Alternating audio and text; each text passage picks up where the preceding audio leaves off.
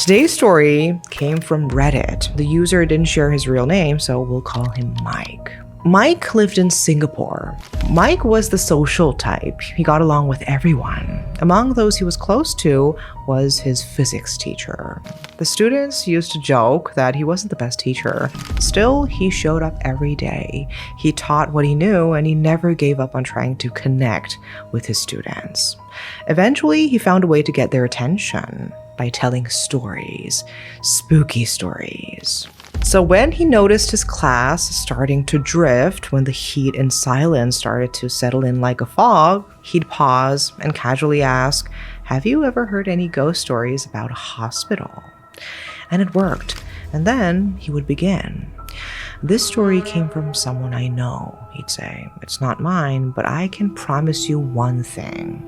After hearing it, you won't sleep easy tonight." The story took place at the old KK hospital. The person who experienced this was someone the teacher knew personally, a woman who worked as a receptionist at the hospital. One evening, she was assigned to the night shift, a time slot many people don't particularly enjoy. Not necessarily because of the workload, but because of the atmosphere. Hospitals at night are different. Quieter, yes, but also heavier.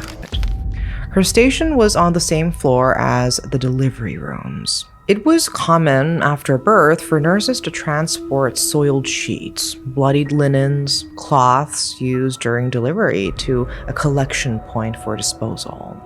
It wasn't unusual to see a cart rolling down the corridor stacked with used bedding. That night started like any other.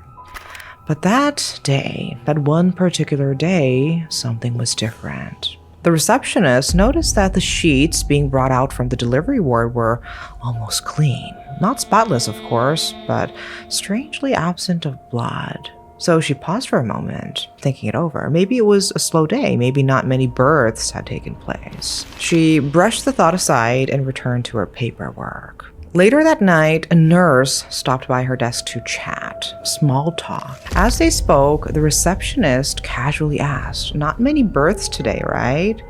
But instead of a nod, she was met with silence. The nurse looked at her, confused. "What are you talking about?" she said with a light chuckle. "I just helped deliver a healthy baby boy this afternoon. It was chaos." The receptionist blinked. That wasn't what she expected to hear. She was sure. She had seen the linen cart. It barely had any blood on it.